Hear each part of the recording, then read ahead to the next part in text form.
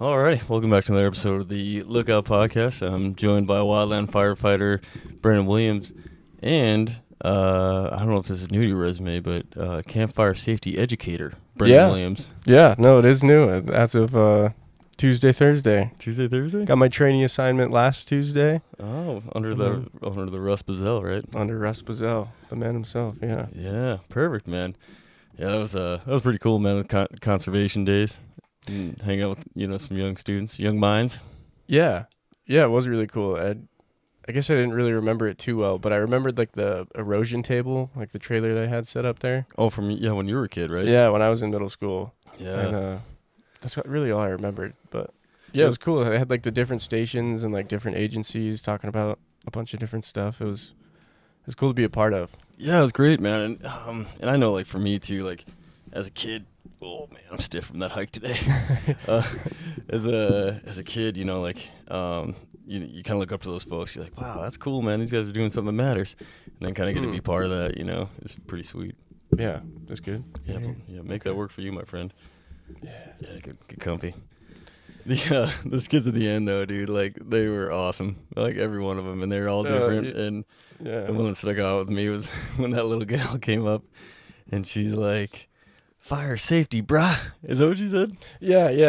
So they were doing like little skits, right? Like they did all the stations, and then at the end, they like all the groups had like one station they had to like summarize what they learned. Mm-hmm. And yeah, the Campfire Safety, I think, it was the group. But yeah, she's just like, this one's called "Bruh, we got a fire." Oh, that's what it was. Yeah. I was like, you have no idea Bruh. how like relevant that is to so many people. Yeah, especially the way she said it. I was like, that's spot on. Yeah, Like, that was like awesome. Smoke jumper material right there, dude. Yeah.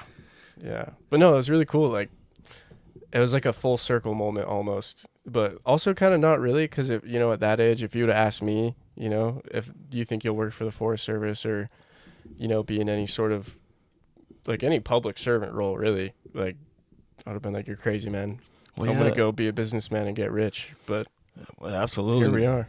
Yeah, right. Yeah. Yeah, absolutely. Well, yeah, I mean, like we asked all those kids, and it's all about outdoor education and conservation. Of course, is the title of it, and none of them were like, are you guys gonna work, outdoors, or like? Yeah, we had maybe one or two folks that were like, maybe. Yeah, and then one gal, was super knowledgeable. She was into the bushcraft. Oh bushcraft stuff. And I was like, yeah, that was kind of impressive. It was. I was like, geez, I want to pick your brain. Like, right?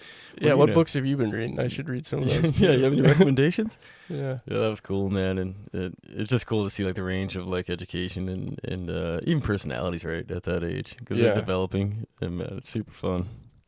Gives you some energy, Yeah. Yeah, at that age, dude, I couldn't even tell you, man, like what I was thinking about doing. Yeah. I probably was still under like the delusion that I was going to be like an astronaut or something. Right? Like, yeah, that kind of those like little kid dreams. I don't want to call them pipe dreams, because I feel like most sixth graders aren't smoking crack or anything. Yeah. Yeah, you haven't really had the experience to like know how much thought and effort you have to put into something, like a career. And what you'll really enjoy. Like, yeah. I mean, sure, an astronaut would be cool, but that's not what I wanted to do, like as it turns out, because I like the outdoors so much. Like, I wanted to be able to go outside and get paid for it, Right, yeah. Which is way more appealing to space. I wouldn't pass up the opportunity to go I would totally go to space, man. Yeah, that's a question I asked a lot of people, actually. Like, oh, really? Would you go to space if you had the opportunity? But like just like a Katy Perry kind of thing, just for a few minutes. Yeah, exactly. Yeah. Just get stick your toe in. Yeah.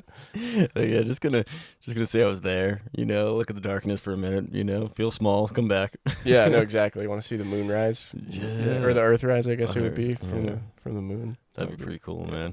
Yeah, like maybe someday. Someday, man. Elon Musk keeps up the work. Maybe we'll get there. Jeff Bezos, I guess, is right there too. They keep making it better, maybe. And I was, and I think it takes so long, and I think that's kind of a hard thing about education is like at a young age, people start asking like, what are you going to be when you grow up? No one has a clue, man. Like until you really get out in the world and get to experience some stuff, Yeah. I'm not even using my degree. Yeah. Right. Yeah, it is kind of a loaded question because like you know, the younger you are, the more you don't know. Yeah. And the more that you don't know that you don't know. Yeah. You know, that's just one of those experiences with life, like as your body grows and like you have more experiences and you just accrue knowledge. Yeah. Or like memory, you know, Yeah. like new doors are opening all the time. Like I still feel that way, like, yeah. And even now more like as an adult, because I feel like your awareness, like your level of consciousness kind of like, you know, evolves and grows. Yeah, matures with you. Yeah, the more you're like living and doing stuff. And so like even now I still feel like my mind's getting blown like weekly. Yeah. You know, like these headphones. Yeah, right? Just talking in here and like hearing it in here is kind of wild. Yeah, it's pretty wild, isn't it, Yeah, dude? And it yeah. kind of makes it seem like more of a sound studio because it's Right. these are kind of noise canceling, so you can't hear much outside. And these suckers like do a really good job. Like there's a highway going. I mean, it's a ways away from us, but you can pick it up a little bit. But the mics won't pick it up, which is super cool. Yeah. I've told this story before in the podcast, I think, but I hadn't had this equipment very long. And I was in my family cabin on the Missouri, and there's the cabin is built almost on the border of the neighbor property, and it's just cinder block, you know, and it's kind of in rough shape, but no insulation really. And the neighbor dog was just going bananas, like barking like crazy. Like, I mean, it sounded like he was trying to get in the house with us, and I was like, well, you know, like I can't tell that dog, you know, to quiet down, so just see what happens. And I actually forgot about it when I was editing because I didn't hear any of it. I was like, oh really? I was super impressed. Yeah. Oh yeah, it must have like a teeny like cone or something. It's just like very really sensitive. Yeah. Because like I'll be able to pick it up and I can change it in editing if it goes. Oh yeah, like way out. But yeah, you get on it, man. It's like really sultry. Wild, Sultry, is that the right word? Yeah, I would use that word to describe it. Yeah, I think so. It's like really smooth, intimate sounds. Welcome to Night Moves. Yeah, that's awesome. Your hosts Brennan and Luke Barrett. It makes my voice sound a little better than it really is. So that's the plus. Yeah, I kind of see where the music artists are coming from now. Oh yeah. You know, like live concerts versus like studio recording. You know, the song you listen to on Spotify. Yeah. Yeah, there's definitely something to it. Totally, man. Yeah, like you see someone sing like that's like real talent that has like no like assistance really. You know, like the most recent example I saw was Carrie Underwood at the like inauguration, I think it was, and the sound was off and it wasn't really working, and she's like, "I'll just do it," and like that's singing talent when you don't have anything. Killed it. She killed it, crushed it. Like nice. It was, I think it was the national anthem that she was singing, and it was, in my opinion, I thought it was awesome. In anyone's opinion, it was awesome. She did a great job, and like wasn't like really a Carrie Underwood fan, but after that I was like, that's super cool and ballsy, right? Like, yeah, you know, like she could be like, no, I want to make sure I got like my mic and someone kind of helping tweak things, you know, in the background. Right. But she's like, I got this, and just killed it, dude. I was that's like, queen energy right there. Yeah, it is, man. I was like, boss. That's awesome. Yeah, like, boss. I like boss you know, Carrie. Yeah, hell yeah. And I was gonna ask you too, man. Like, what was the best advice you had coming up? The best advice? Yeah, have you got any like really good advice that were just like, oh man, like from high school, fire, whatever it might be, college? Oh man, my answer would probably change, like, you know, when you ask me, but totally. I guess like in terms of fire, like, whoa, sorry. Yeah, hey. The standard firefighting order number 6. Oh. Like, be calm, or I can't even remember it now that I'm on the spot, but oh my bad. Stay calm. I wish I had my IRPG. Yeah. Something about being calm. Be calm, stay alert, think clearly, act decisively. Something like that. That doesn't sound quite right, but it just was like, you know, I remember going through guard school, like, having to like memorize the 10s and 18s, which I obviously have not kept up on. Oh, it fades, man. But yeah, that one just seemed like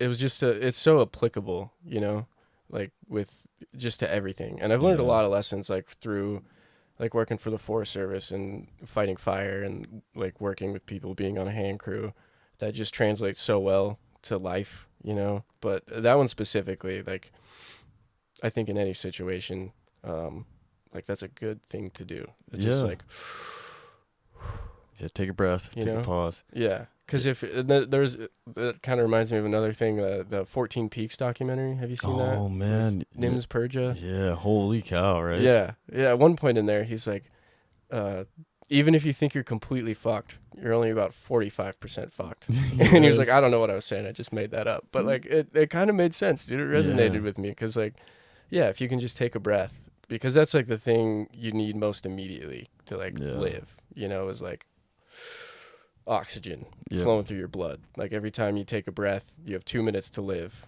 And then like you take another breath and the clock resets, right? Yeah, on to the next thing, yeah.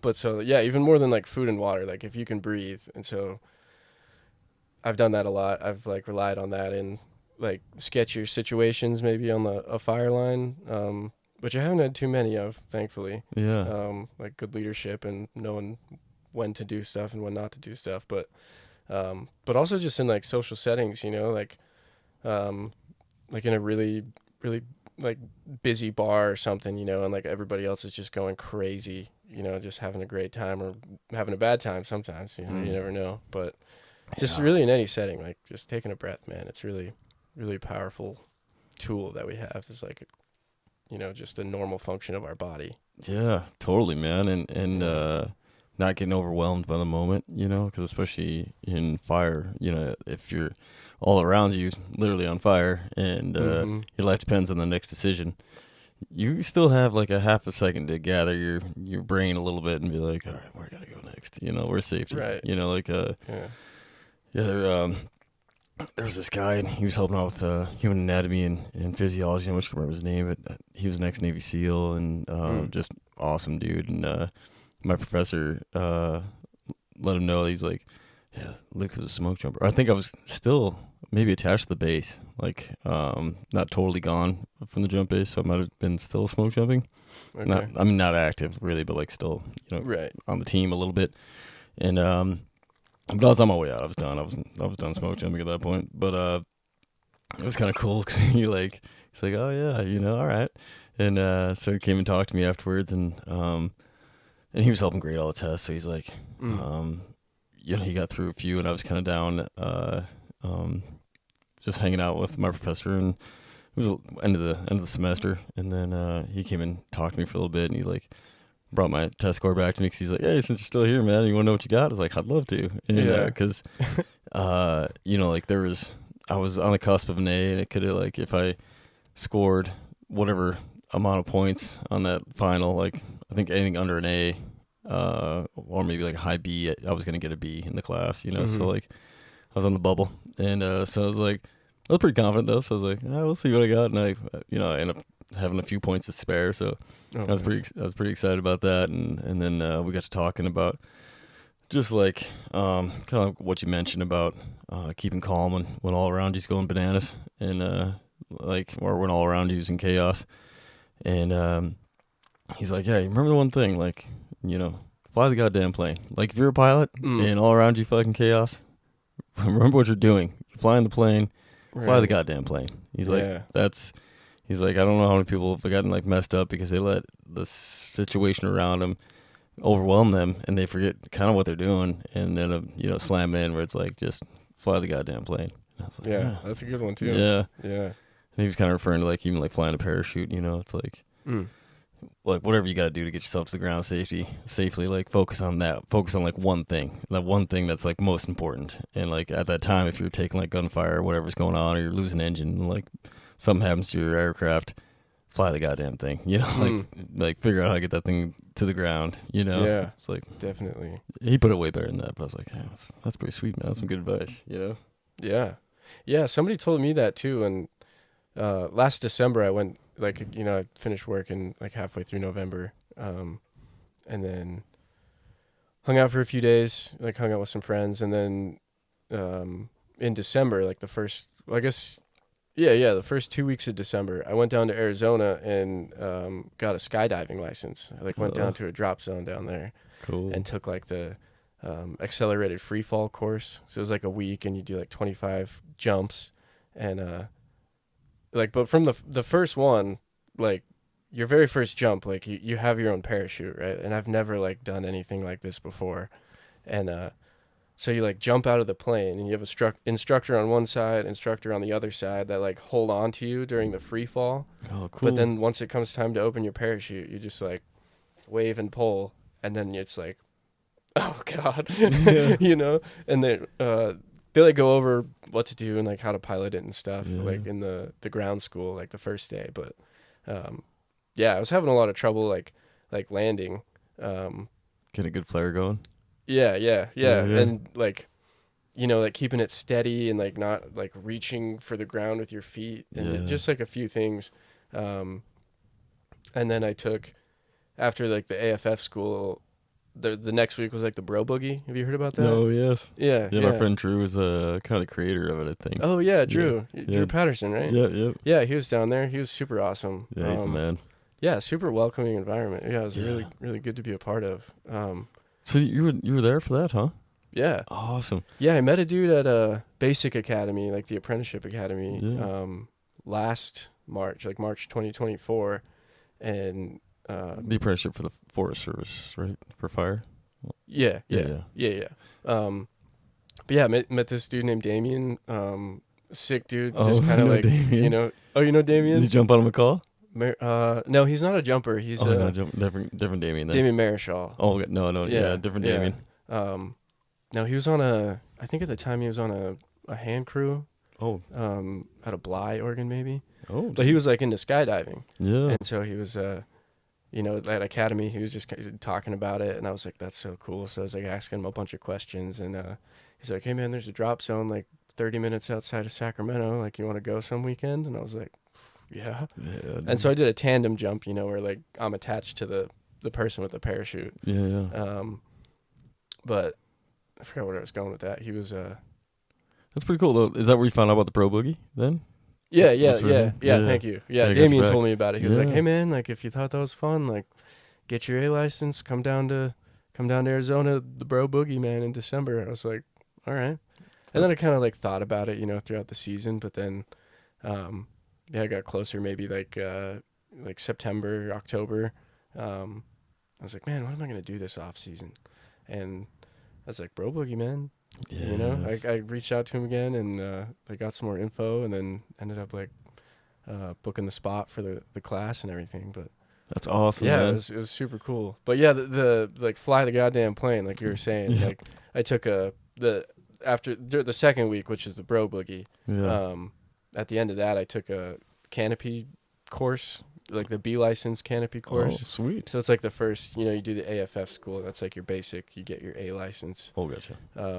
And then you need so the A license is 25 jumps, and then the B license is 50 jumps. Oh. And so I like just barely squeaked it in the 50. Yeah. And took the course with some of the other folks that were there. And yeah, it's like a class about how to like pilot your canopy, basically. Cool. And like malfunction stuff, procedures or yeah. Oh, we practice like stalling the parachute, you know, and like how to regain control, and like just different techniques with like flying it and everything. But and like really like a big focus on landing like throughout the whole thing. And they would like videotape you too, like when you're coming down, so like when they're talking about stuff you can see it, you know. And nice. I'm like a visual learner, so that really helped me. But they were like pointing out all this stuff, and I was like, oh man, I just don't know what it is. And like finally the guy Nick, he was like, you're an active pilot, you're the active pilot that thing actively all the way until the parachute's on the ground. And I was like, okay. All right. And then like way better. Dude, it's way nuts. better. Yeah. You see that in smoke jumper rookie training too. It's just like there's a cadre group, especially at like Missoula, is a pretty big group because the classes are pretty big. Because typically it's Grangeville, Missoula, and West all combined to one class. Each year for rookie training. Gotcha. So Grangeville will send some folks to help be the trainers, be the cadre, and West will send some folks, and Missoula of course has their folks. And sometimes it's all about like what that trainer sees and like being around you and kind of getting to know your personality a little bit during training. They'll be like, all right, I think, you're doing this. And then they can kind of explain like almost in your terms, like, the active pilot thing, like you're being the active pilot, make sure you lock things in and, instead of this, do this and think about this. And they kind of help, just give you the cheat code for your own brain, you know? Right. No, that's a good way to put it. Yeah, that's awesome. And you can tell when it works really good and when it doesn't, you know? Yeah. Yeah, man. I kind of see a lot of that. I guess I have been like getting to be a part of that at Trapper. Like, yeah. You know, because it's like a new group of first years, like almost every year. You know, you might have a few that are still around, so they're coming back for their second year, and they're like relied on heavily for like training the new folks and everything. But yeah, there's just like so many people. Like the turnover rate is so high, but then also like just the diversity of people you work with is like insane. It is, dude. You know, like my mom, she was a dorm staff. I think I was telling you this the other day. She was like a dorm manager at Trapper for like 10 years. Now she works at one in Oregon. Oh, yeah. But yeah, she always said like Trapper Creek Job Corps is the most diverse place in Montana. And like, I'd honestly have to agree with that, you know, other than maybe like a university or something. But that's what I just think that's the only thing that would probably rival is like UM or MSU, just because people come from all over. Otherwise, especially back in the day, you know, like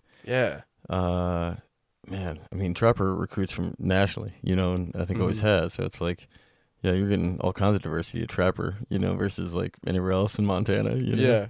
Yeah, no, it's really cool. But yeah, you just get like so many different kinds of folks, and so like your leadership style has to like change and like shift depending on what kind of group you get. Yeah, you know? Totally. Yeah, communication. You adjust your communication a little bit for different folks, and like, you know, some people respond a little bit more of a firm, you know, like, but other people just need more of a, hey, you all right? Like you're kind of messing this up, you know, like, exactly. Let me help you out here, you know, like, you know, say they're just like trying to sharpen a chain. You're like, you know, like I can see you're kind of struggling. You need a little, let me help you out. Or you'd be like, and they're like, oh, thank you. Yeah, thank you. And you show them, and they, you know, like they get the hang of it, and you know, you kind of help tune up their skills a little bit now and then. But you know, they're kind of spongy like that. And other folks, you know, it's a little more firm, and people just like respond to like, you're doing it bad. Do it better. You know. Yeah, and sometimes that's what that person needs. Yeah. Yeah, exactly. Yeah, so it's cool in that way. Like it's challenging, right? Because like you can't really, you know, it's not one size fits all. Yeah. But it's also in the same way, or I guess on the other side of the coin, like it's really cool because you get to practice so many different things and like different ways of talking to people and yeah, man. It's like, and I feel like it kind of translates too to like outside of the, you know, being on the clock, because like you never know who you're gonna meet like at the supermarket or whatever. Yeah. My girlfriend's gonna laugh at that, dude. She thinks it's funny that I say supermarket instead of grocery store. Oh, really? Yeah. Oh. But yeah, you know, you never know who you're gonna meet and or where you're gonna meet him. So it's cool to like, it's one of those skills, or you know, one of those things you just like get practice or experience with like through like firefighting. That translates to like just making your life better in general. Yeah. You know? Yeah, totally, man. And especially not having, I think it really softens those bias you might have on people just by the way they dress or look. Yeah, because, definitely. Like, a lot of times, not at all what you thought they might be. You know, like when they show up, and I mean, even like body language they might be showing, and you're like, oh, well, you know, like I've experienced somebody who, you know, talk like you, move like you, dress like you, but totally different personality, you know? Yeah. So it's like you gotta try to like save your judgment until you actually get to know them, and then kind of develop a little bit more, not so much judgment, but like as you know, are training them and, you know, developing your communication with those folks, it's like you get to see like a different person than what you would have, you know, maybe believed you thought you were getting just off of a visual. You know, the judge the book by the cover, old saying, you know, like not judging the book by the cover, because you never know what you might get, you know? Yeah. Yeah, you get to meet people, like, on their terms, you know, rather than meeting everybody on your terms. Yeah. Which is sometimes kind of weird. Yeah. You know, but it's sometimes pretty freaking awesome, too. Yeah, it's all, and especially if you're confident in your knowledge and your leadership ability and your communication ability and your communication skills, I guess. It's, you know, you're not like, you got to go out and, like, meet him like old school drill sergeant style and just be like, drop and give me 20 and, you know, like, get your stuff in your locker, let's go. It's like, hey, what's going on, you know? Yeah. welcome to fire. You know, it's Yeah. Yeah, no, definitely. And I mean, I've only ever worked a trapper, so I don't really have like a good reference point for, how like a district might do things, or like a shot crew, or like smoke jumpers, or, really any other kind of resource. But I mean, like coming through the Job Corps program and like being a student in it, I just, that's like something I really like try and pay attention to and like put effort into, is like being, be almost like being a backboard, yeah, like just trying to like meet people on their terms, because like we've had some folks that come in that have like been in the fire world for a long time, but they're new to Job Corps. yeah, And like they do great, like it's awesome having that kind of experience, and like just having like real solid dialed folks, because that's a great example for like new firefighters to have. But yeah, sometimes it is kind of like, they get the like kind of the firefighter personality comes through a little bit, yeah, and just like, come on, get the work done, yeah. and it can take different forms and stuff and to different degrees, but Well, I think you're kind of a hybrid there at Trapper as well, because you're a bit of a counselor and sometimes even a father figure, because these kids never had one. No, absolutely. And that's one of the things that I love about the Job Corps program, and probably like why I've stayed there like at Trapper so long, is like the mentor aspect, because you're not just trying to train good firefighters, you're like trying to develop young men and women into, I don't want to say like, make them employable workers or whatever. I mean, that's like in the mission statement, that's what it says, but just like, people just like trying to develop, or I guess in my eyes, like trying to develop people to like live the most fulfilling life they can, like be grateful and like be happy and just like have a good time, really. Yeah. Not take it too seriously, I guess is a good way to put it. Yeah, I want to help kind of get them to be their best too, Yeah. right? Yeah, and like whatever that means to them. Yeah. I don't want to I don't want to push my version of the best you can be. I like want them to like discover and like build on their version of like the best they can be. Like I see the potential here, Like, yeah, exactly. And that's like, it's so much of what it is, dude. It's just like, just hyping them up, just giving them some support. Like giving them that like space to be, if they want to be happy, be happy. If they want to be like stoic, be stoic. Like whatever they're trying to do, man. Like do it. Yeah. But just make sure like this line is 18 inches wide. Well, we do have a standard, so I mean, yeah. Like bare mineral soil, 18 inches wide. Yeah. Go be free. Yeah, but I think like fighting fire is a great medium for that kind of thing, because it is like challenging, in a lot of cases. Like you're just, whatever you're going to use, like you're carrying in, on the hand crew, and like, it's really tough sometimes, like mentally, physically, emotionally even. Yeah, totally. All that. It's just challenging, and that's how you get better. Is like you get challenged. So, and like for me, yeah, a lot of those challenges have translated into like, my interpersonal relationships outside of work.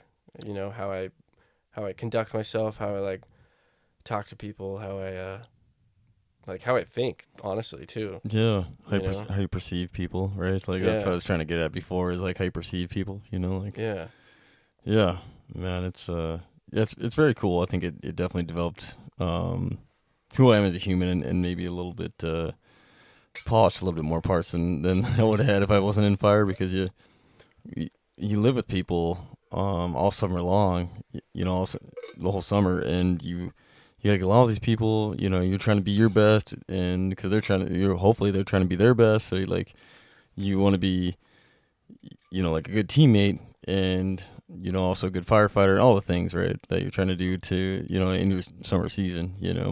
Yeah. So there's a lot that goes into it. And like you said, the emotional thing, like someone could have something going on at home that you don't know about, and then you can pick it up. Like once you're a leader, like squad boss, crew boss, engine boss, whatever it might be, where you're working more direct with fire folks. You old mic's off today or something, Yeah, they're not performing like they usually do, or yeah, maybe focus is a little off or something. Right. Yeah, not talking as much or talking way more. Yeah, Yeah, it's weird. You like start picking up on that stuff once you're like responsible for somebody's life and well-being. yeah, 100%, man. Yeah, you're doing like more checking in, like and like nonverbal checking in than people realize. Like watch them get their gear together. Like watching how they're like interact with other folks and like, all right, how's things going? Because like you said, their safety and well-being is up to you when they're on the clock. So it's like, make sure everything's good here, and then you don't want to put them in a bad situation where if they can't focus and they're trying to fall a tree or something, that could be a bad deal. So yeah, exactly. Yeah, dude, the situational awareness too. Like, you're asking about, I guess, advice, but like the situational awareness thing. Like that was my first time going through guard school. So they were like the book definition of situational awareness. Like how well your perception matches reality. Yeah. And I was like, whoa, that's a really interesting concept. Yeah. And then like the last like 4 going on 5 years, like building on that, like just like another thing that just translates to every aspect of life. Yeah. You're my own emotional state, like walking through town or like driving, just paying attention and like not really even like consciously trying to figure out like what's going on or like be aware of every single thing. I feel like it's just one of those it's like a subconscious growth, like the iceberg's just getting bigger, kind of thing. Absolutely. Yeah. And that's really helped me out too, man. Like, and I started saying it like early on in my fire career, like I guess I'm still pretty early on in my fire career, but earlier on in my fire career, people like just joking around or something, they like ask you, oh, what was the weather again or something like that. It just hit them with like SA, bro. Yeah. And then I noticed I was doing it to like my friends and stuff when I'd like go on weekend pass from Job Corps. And they're like, what's SA? Yeah, they're like, what are you talking about? Yeah. And I'm like, I have a story for you. Let me explain. Yeah. Situational awareness. Yeah, man. That's really good, like having the full grasp of your situation. I think it was during guard school when I was going through, they had I want to say PowerPoint, or maybe it was just one of the leadership classes. It was like, like those whole like motivational posters. It was like situational awareness on top. It was like this tornado and like stuff's just, chaos, and this gal's in the road like posing for a picture. Like, if all around you's chaos and you're still calm, maybe you don't have a full grasp of the situation. Yeah, right. Or maybe she took some deep breaths. Yeah, exactly. Maybe she does it all the time. Maybe she's like the tornado selfie gal. Yeah. Storm chasing, looking good doing it or something. Yeah, it's my everyday. Whatever. I was like, get out of here. Yeah. That was pretty funny, but. Yeah, the situational awareness though, man. Like it definitely like, it's like a muscle, man. Every time you use it more as you go, and if you're not really aware of it, like something like fire that taps into that, you might not develop it. I think everybody's probably kind of developed, but some people just kind of float around through life, which is also kind of nice, Right. Yeah. As long as you're blissful ignorance kind of thing. Yeah, exactly. Just cruising. But. Yeah, you start to like observe the world around you more, and I think too, it's when you're in fire, like on a severity assignment, or if you're on a local district and you have a local piece of the forest that you're responsible for, like you're watching the weather, you're watching like the horizon, you're constantly looking for smokes, even if there wasn't weather coming through, but then you're still watching the cloud build up and checking the temperature, checking the winds, the RH, the relative humidity. So like you're aware of all these factors throughout your day, and it doesn't sleep really. Right. Yeah. You're not like, I wonder what the winds are doing. You just kind of notice. Yeah. Exactly. Maybe that flag is moving around now. And you're like, Yeah, and someone kind of like usually the only time I notice is like if it's like abrupt, I'm like, huh. And I'll try to like maybe bring someone else's attention to it to make sure like everyone's essay's up. Yeah. That's the only time. Or like if someone else notices me looking at something, I'm like, well, just checking this out, Yeah. Yeah, and it's I mean, it kind of takes a little bit of, I guess it does take a little bit of attention to realize like how that how those subconscious or those factors that you're kind of subconsciously aware of, and maybe even paying attention to. We do like morning briefing every day. You get like the forecast and everything, but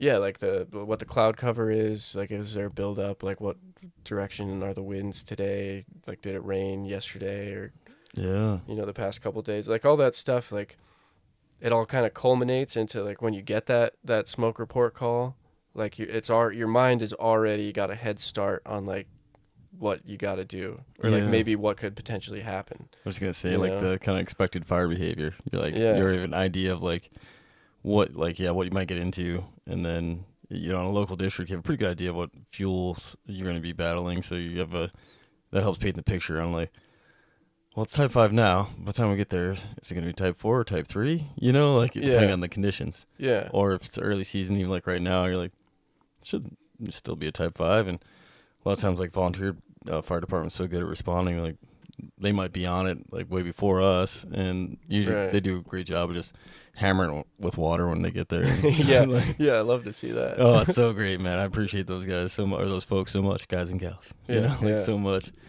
And because the response time, especially for some of these small towns in Montana, is like pretty damn impressive. Yeah. Like I'll show up to something, I'm like, damn guys, like we were pretty fast to the response on this thing. Yeah, we were just like at the station. We just like put our bags in the truck and left, and then they're like, beat us here. You had to drive farther. Like, exactly. How did that happen? Yeah, no, it's pretty impressive. It is. Like I know that everyone calls 911 when they see a smoke, so it goes like a little more direct to them. Oh, yeah, that's true. There's not that much delay typically between like their dispatch to our dispatch to us, and then sometimes you can't even see the smoke. You're like, oh yeah, I think we got something over there, and you kind of wait for the official call, or you start kind of meandering that way, and you get the doors blown off by the yeah, you're like leading off the base. You're like, all right, here we go. Yeah. We'd like you to respond.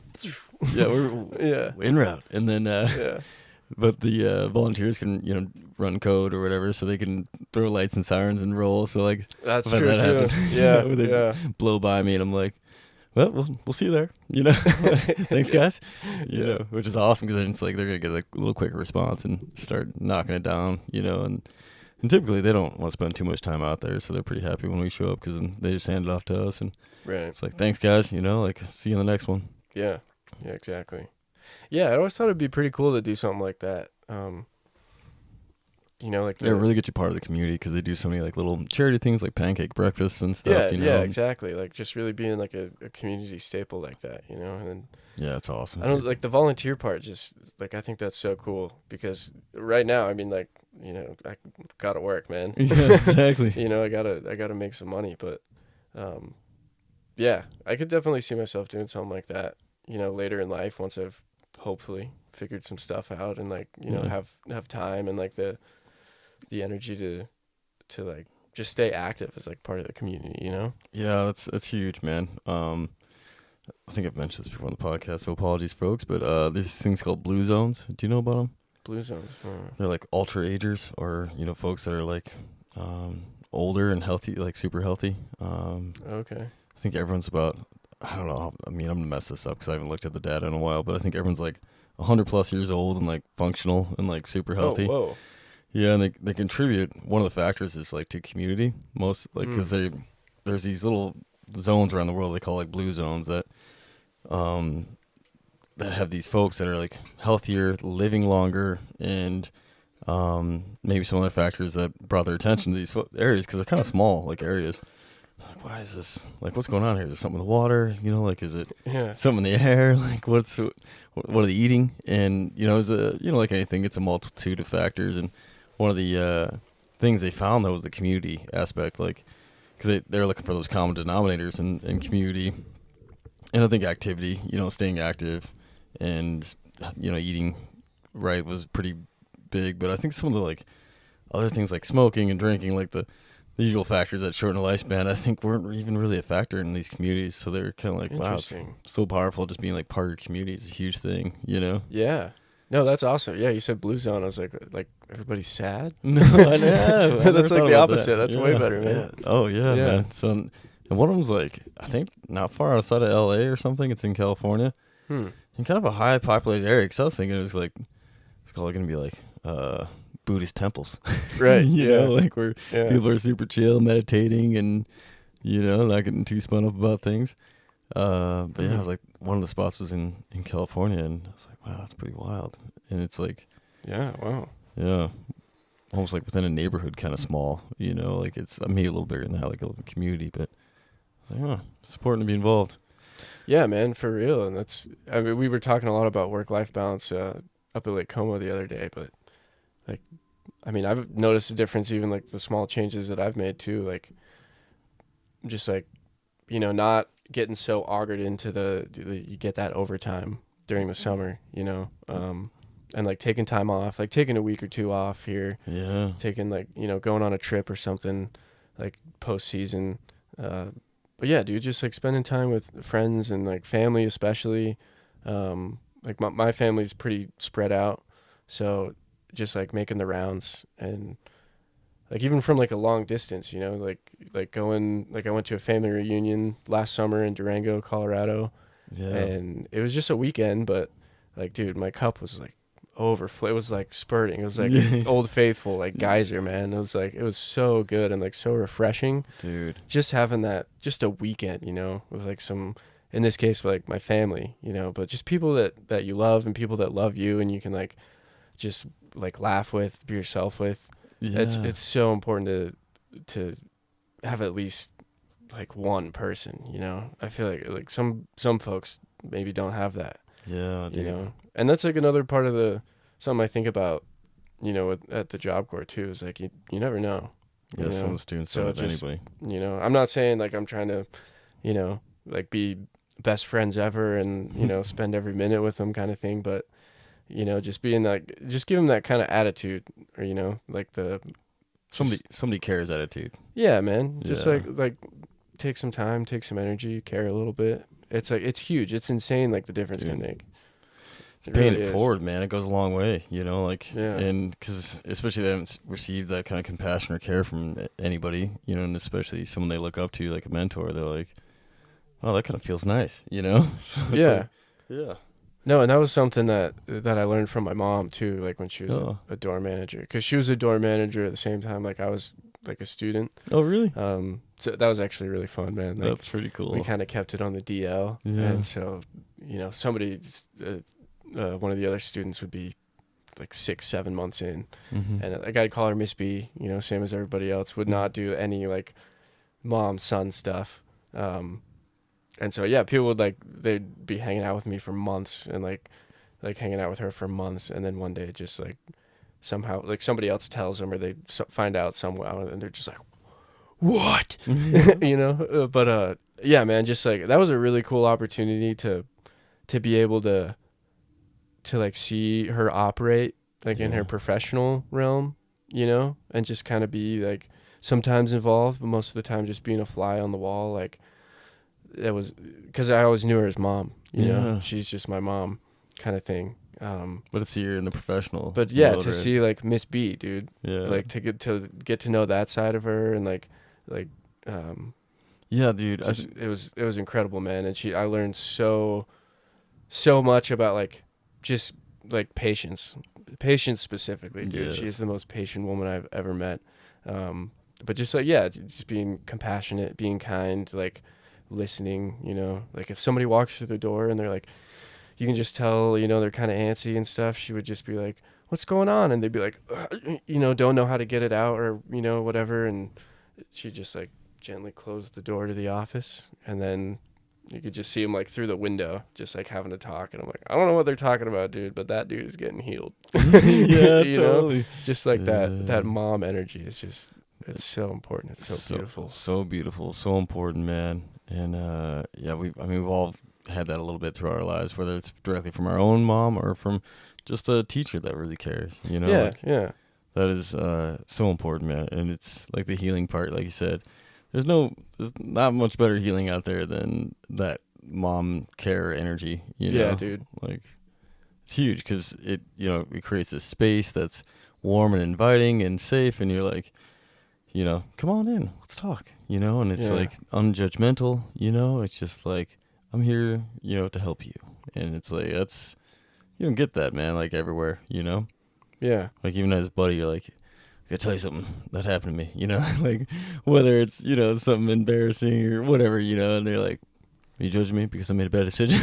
Yeah. You know, like, like, no, man, I'm laughing because it was funny the way you told the story. But, you know, I always ask, you know, if my friends are they're, you know, something weird or like, you know, bad happens or like, yeah, like they make a silly decision or something. It's like, what'd we learn? yeah, That's exactly. my question, you know, and I should honestly ask myself that question more. Oh, I do from time to time, but, you know, it's like, yeah, what'd we learn? Yeah. Okay, let's apply that, move on. Yeah, know? exactly. Yeah, and then don't dwell on that stuff, man. Like, it's, Yeah. dwelling will eat you up, man. Yeah.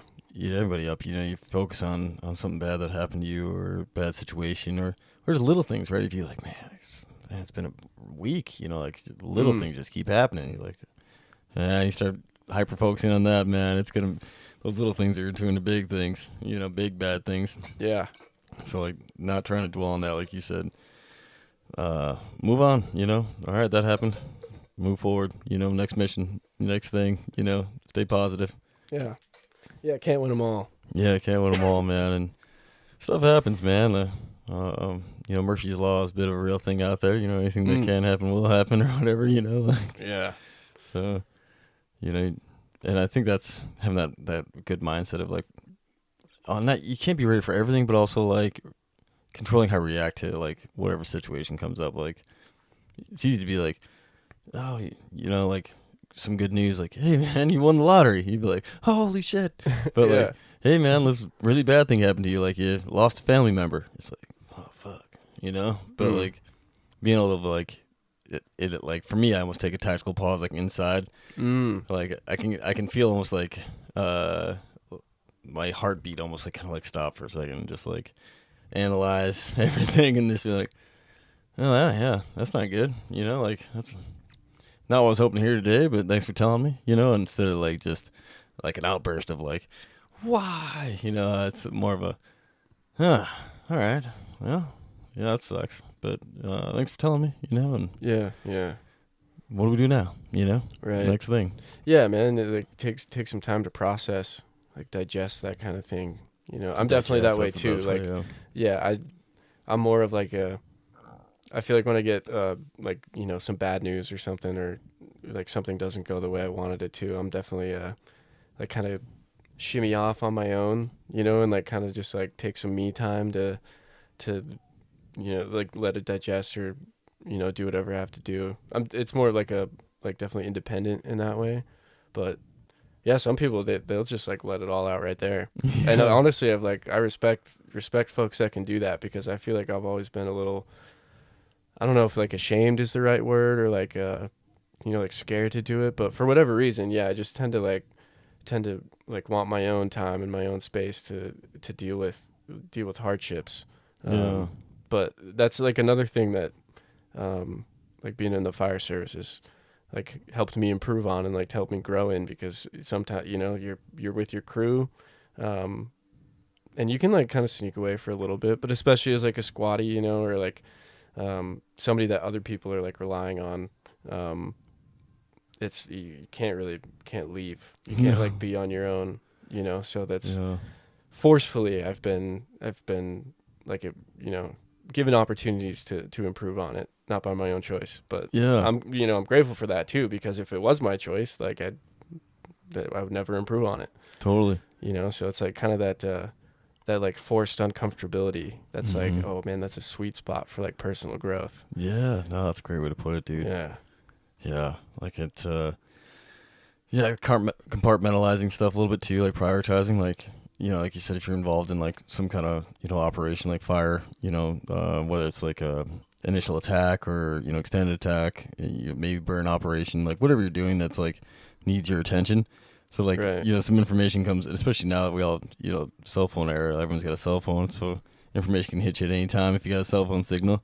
So it's like if you could glance at your phone real quick and like, oh, well, I can't do anything about that right now, you know, like kind of put her away and then get back after the task at hand, and then afterwards, you know, like kind of finish whatever you're doing, finish the shift, and kind of like get a little chance to mull it over a little bit. And for me, it's I almost prefer it that way, because then it's like, you know, sometimes I'm just like, I don't man, it's just like, oh, that just sucks. So I want to sit on it for a minute and digest it anyway. So it's like, keep doing what I'm doing. And then like afterwards be like, well, I better check in on whoever sent me that. Or, like one time I was on this fire in just south of Sedona, Arizona.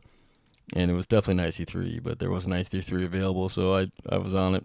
I was the IC, and we had a air attack on it before I got there. So he was kind of running the show from the air, and then I took it over as soon as I got on scene, and then that air attack was timing out, so then another air attack came on scene like I don't know, maybe 30 minutes after I was on scene, kind of gathering all my all my thoughts on the situation and plan, and never been in that area in my life, totally. That's tough. Yeah, new to that area, new to the fuel type, kind of. I mean, I fought a little fire in Arizona, so I was a little familiar, but never I see anything in Arizona. So, we're getting after it. There was I had everything from seats, lats to V-lats. And so like folks listening who don't know, seat, single engine air tanker, small like crop duster plane, lat, large air tanker. So it's your kind of medium size. V-lat, very large air tanker. So I always thought that was a funny acronym. Yeah, like the very large. What's the V? Very. I know, yeah. Like Okay. I was really hoping for something cooler the first time I heard that. Yeah, right. Oh, all right. So it's bigger than the lat. All right. Yeah. And so this DC-10, and I can't remember. I think it did like 4 drops on this thing, and trying to protect this dude's all of his like water lines and stuff. It was like this infrastructure for his farm, and like. I think it was lots of money of water that he had up on that hill, with like cisterns and well and water lines and all kinds of stuff he had. So we were just trying to paint the hillside in front of that to keep it away, and then try to get some boots in the ground and kind of buy your time until evening when things kind of calm down a little bit and get a little chance to get around it, when the fire's a little more tame. Yeah. So I think the air show had just ended, and I got like. From a bigger fire just down the road, I got like 7 engines showed up to come help out. Yeah, so Mesa Hot Shots, and they're awesome. Shout out to Mesa. And then I already had I think maybe I had 7 engines already, and then so I got my double load of engines there, and only had them for the evening because they had to go back to I can't remember what the heck the name of the fire was, but something that was just in the area of Sedona. This is in 2021, I think. Okay.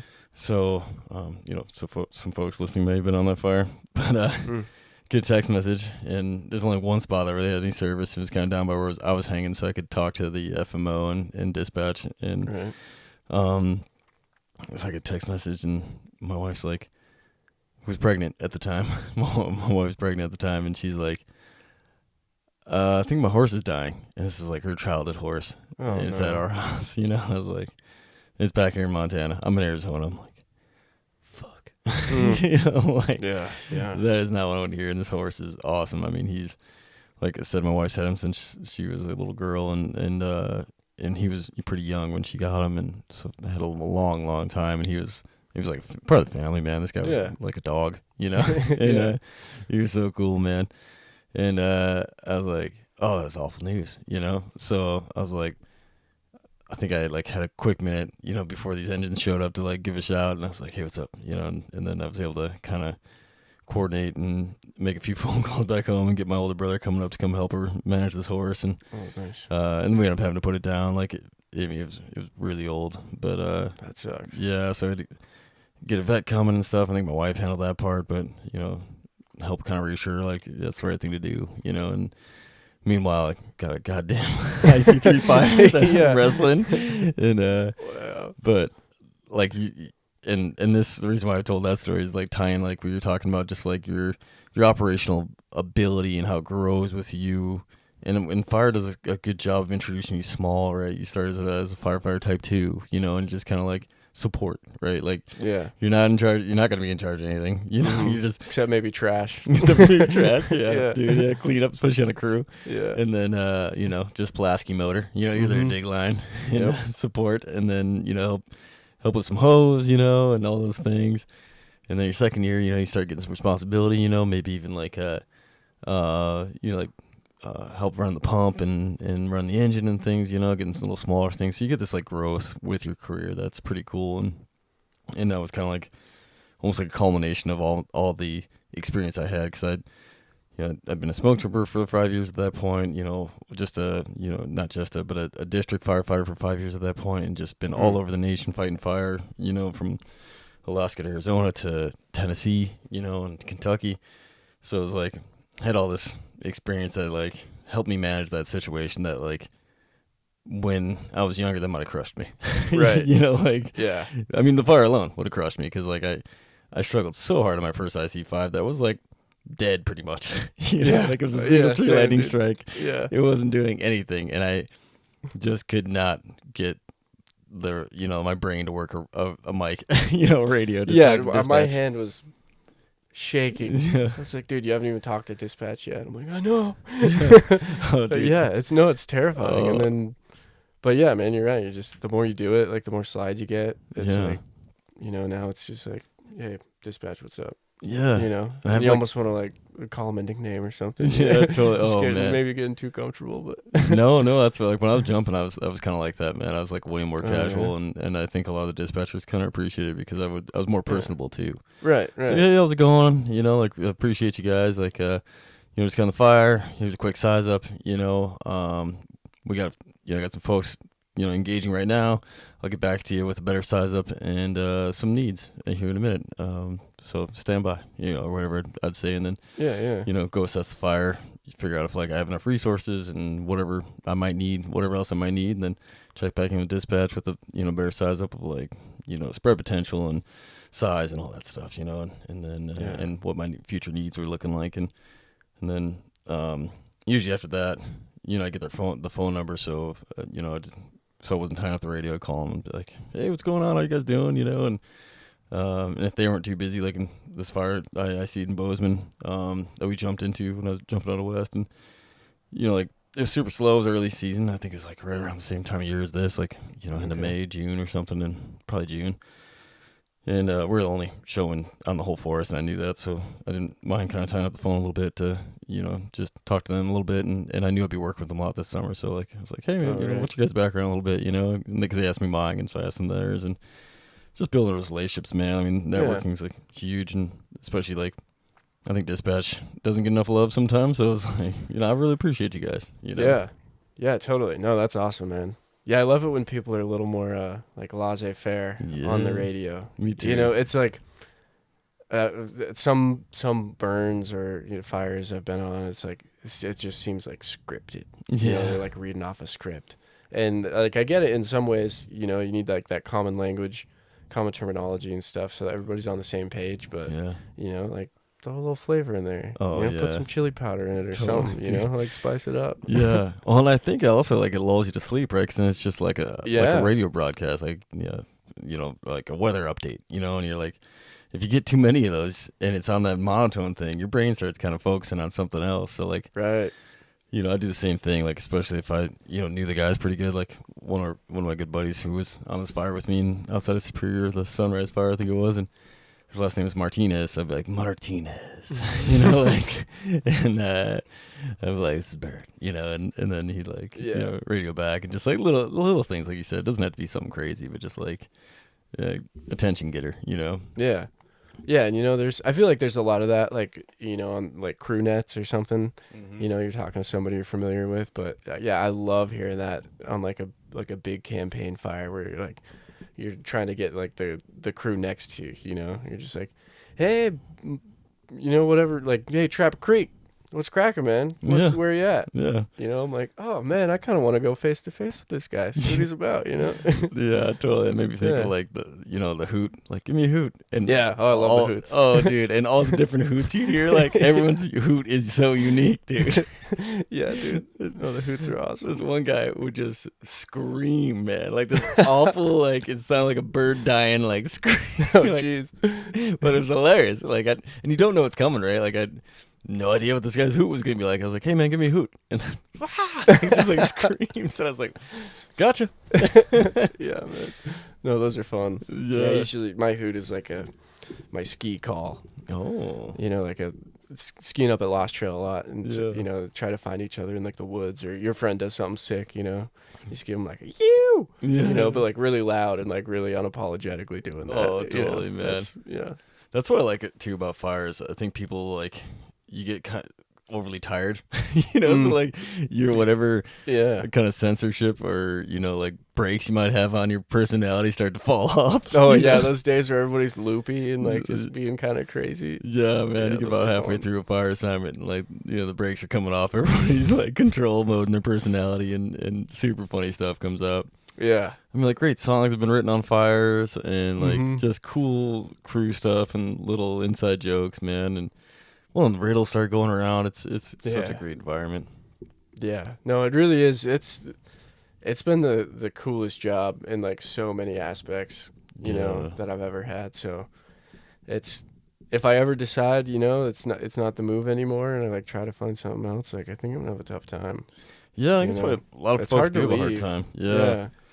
I think, we were kind of talking about the other day, like the work-life balance and how your life changes as you grow, and it makes it easier, and I think at your point in your career, you're not around a lot of like guys that are on their end of their career, so I don't think it like, crosses your mind at least didn't mind when I was like on the district, and even one of my mentors who was the AFMO. He was awesome, but he wasn't that much older than me, so like he had a lot of crew in front of him too, so it was like from the AFMO down to us, well, even the FMO, he's still there, I think, and my man Schmitty, and he like no one was like talking about retirement really. We were all just like enjoying the moment, and like I think we all were really enjoying our jobs at the time, and it was so fun. And then, the older I got in my career and how it goes, the people who are not that much older than me are getting close to retirement and starting to think about things, and more life things happen, you start to build families or whatever it might be, man. You kind of want to be around more for stuff and missing a little bit of summer that you might be losing, Yeah. But so like, yeah, I guess you gotta smile because it happened rather than like cry because it's over. Yeah, that's a great way to put it, man. And I think you gotta be ready though. I don't think unless something happens that kind of forces you out, before you're ready, then that's kind of tough because then you're always kind of thinking about like, the glory days. Yeah. But if you kind of go out and you're ready, like I was a little worried because my Crohn's, like it somewhat forced me out, but I was also already starting to kind of float that way that like, well, luckily I got to do almost everything I want to do when I was jumping, so that was like a huge factor. Yeah, like in 2015, I got my Alaska. I got to fight fire in Alaska, so I got a couple jumps in Alaska. Spent like 3 months up there one summer. Oh, damn. I was like training and then fighting fire.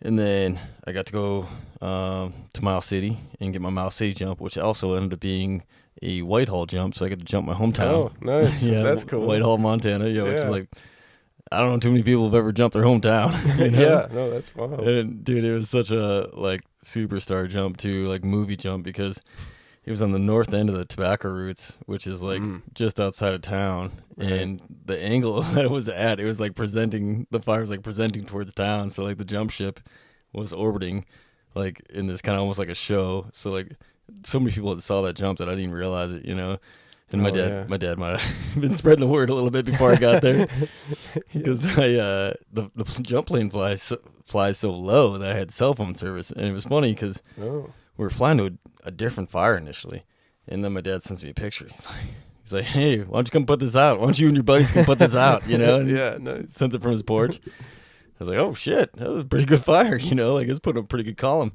and then we got turned around from that fire, and we're heading back to Miles City when he sends me this thing.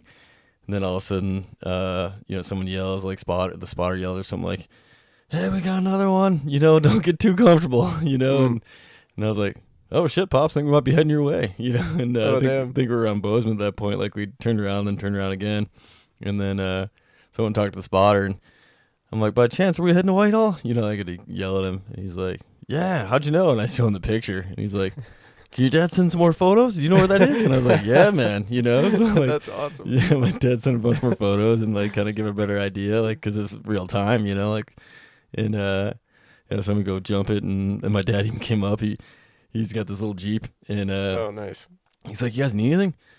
I was like, well, yeah, we'd always take whatever you got, And so he went and grabbed like some snacks and some drinks, and came up and resupplied us, and like. Which is always nice, man. Like, a couple cold Gatorades and some snacks, and it was like just hanging out with him, and he was pumped to hang out with like some fire folks, and there was some local folks from the forest that he'd known from when I fought fire there, and then he got to hang out with some smoke jumpers too, so he was pretty pumped. Yeah, that was probably so cool for him, man. Yeah, and I think he brought the dog with him, and the dog was just harassing everybody, and so nice. Yeah, fire dogs, dude. Dog on a fire is the best. Oh, it was awesome, man. Booster. But yeah, he was probably like, "You guys remember little Luke? Yeah, there he is." Yeah, exactly. Just like. Yeah, like I'm just flying down. Yeah, that's so cool, man. Like, don't hit tree, don't hit rock, don't hit tree. Yeah, Like, don't fuck up, don't fuck up. Everyone's watching. So yeah, I meant to ask you. Speaking of smoke jumping, man, when you were talking about the bro boogie earlier, are you? Is that kind of the trajectory, man? Are you going jumping? Dude, I don't know. I really don't know. I certainly like started thinking about it. After jumping out of a few planes. Yeah, it's a good time, dude. Yeah, and just like hanging out with like Drew and who else is there? Hayden. I think it was after the end of his rookie year. Oh, nice. Out of Missoula. Was like one of the Thorpe brothers there? I think Aaron or Eric are their names. Aaron. Yeah, it might be. Yeah. I honestly don't remember his last name, but there was an Aaron there. Yeah, he was really. Everyone was so nice, dude. Totally. I was like so scared, like showing up, because I'm just like a little type 2IA guy, hand crew guy. Well, I was like just gonna hang out with a bunch of smoke jumpers, but it was so chill. They were all so cool. Dude. Yeah, it's so inclusive, man. Like, Drew was on the podcast. Okay, nice. Last year maybe, and he was getting the word out there on the podcast about it, and that was one of like the points he had was just like, it's for everybody. It's not just a jumper thing. Like, it's just like a cool, post fire season gathering to get folks together, and like we were talking about the importance of that. The off season hangs, man. Yeah, super important. Yeah, and there ended up being Dave, I think his name was, captain of the Alpine, or superintendent maybe of the Alpine shots. Oh man, shout out Dave. So shout out Dave, dude. The Alpine shots, man. If that's what I'm thinking of, I think it's on the National Forest, right? Or national parks, isn't it? I don't know. I think Alpine's a parks crew, which is super cool because there's only two of them. And him and his wife Val were there, and then super cool. There's Brennan Flanagan, dude. Shout out Brendan. Showed me how to pack a parachute. Oh, really? He's on Palouse, I think, hand crew. Cool. Out of Idaho. So yeah, it wasn't like just smoke jumpers. I was kind of worried I'd be like, intruding. Like, what's this guy doing here? But yeah, they're looking down. Yeah, no, it was a good group of like different resources and just like such cool people, man. Yeah, man. And just like the skydiving thing. I feel like it's it's one of those things that also kind of attracts like a I don't want to say like a certain group of people or like similar personalities, but just like everyone was so chill, so nice, and it was like you were just like drinking beer afterward, just like hanging out, just having a good time. Just like jumping out of planes for fun. Yeah, exactly. Yeah, totally, man. It's so a super exciting thing, and then hanging out, and I think those hangs are super important when you get to hang out with like someone who's like a superintendent of a shot crew, and then a smoke jumper, and and down to your district guy, like like down is in just like the amount of time you spend in fire typically is like newer folks you typically on a district to not there any less being on a district, so right want to make that clear, but it humanizes everybody, right? Like, so it's like you're not you're not the engine guy, you're not the smoke jumper, you're not the hot shot, you're just another dude, or another one of the bros hanging out, and it's important because I think on fire sometimes like you run into that, dusty engine guy who's just like tired and has been at it for way too long. So maybe they're not so friendly. And the same thing with like jumpers, hot shots, propellers, helitech, like, right. And if that's your only, interaction with someone like a hot shot or smoke jumper, you're like, man, those guys are dicks. And it's like, right.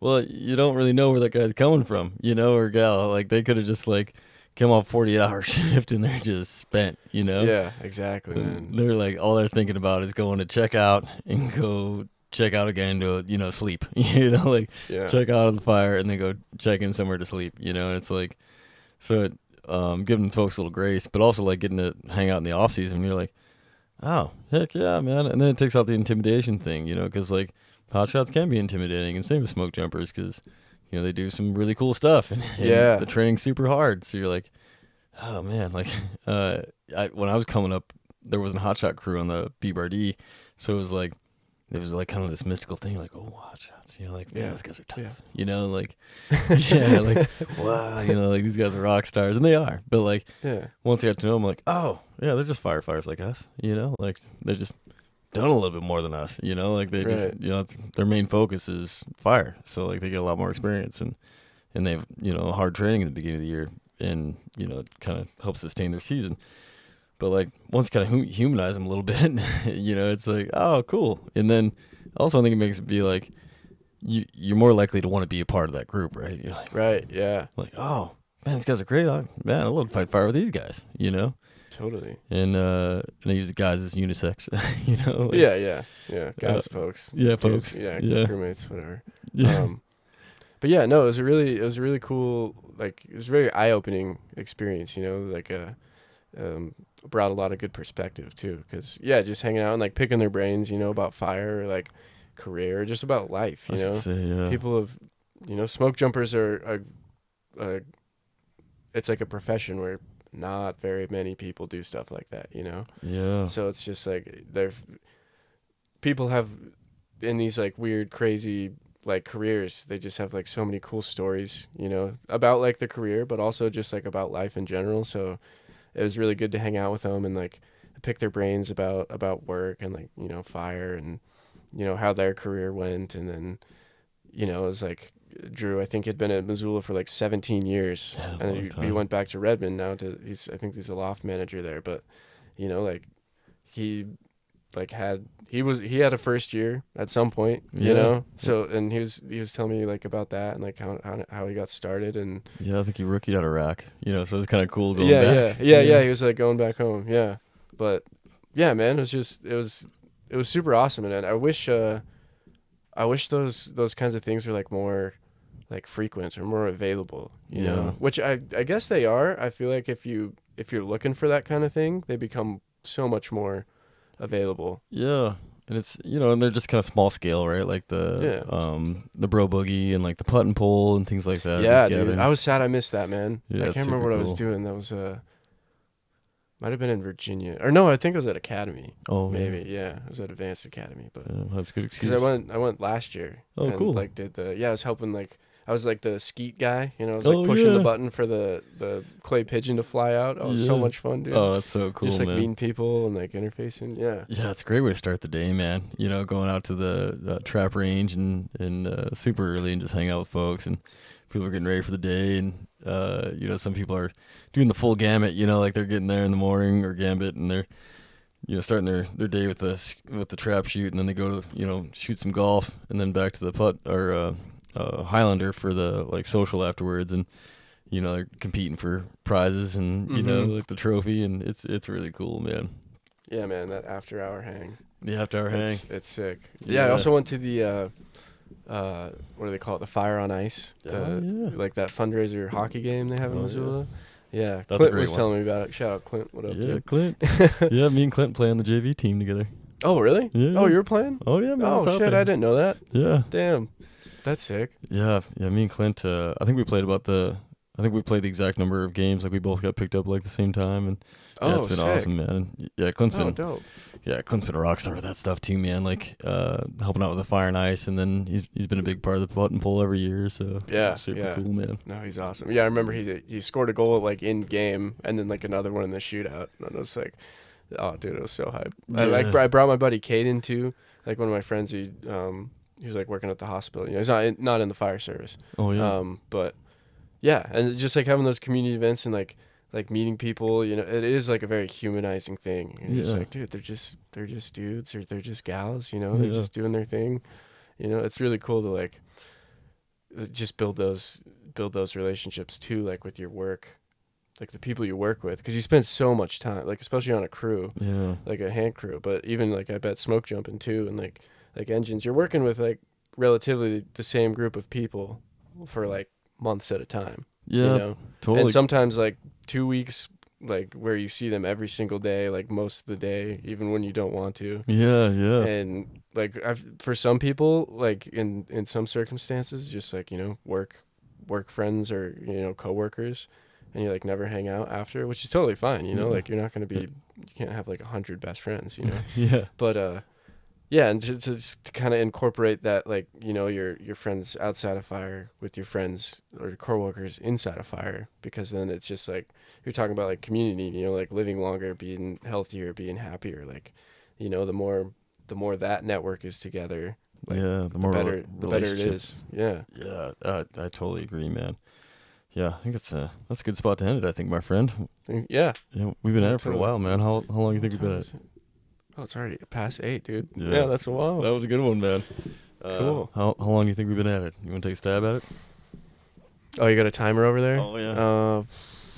Say the exact time. Hour and 37 minutes. Ooh, not quite, man. Hour 15. Oh, 15. Okay. That was a good one, though, man. Well, I appreciate you coming on. Yeah, thanks for having me, dude. You got a sick setup in here. And oh, thanks, man. Yeah, it's improving. Should have some better flooring next time, or at least a cover on this sucker. Yeah. Measure twice, cut once. Yeah, exactly. Yeah, I think the opposite happened the last time. So, well, thanks, folks, for listening and tuning in and supporting the channel. Appreciate you.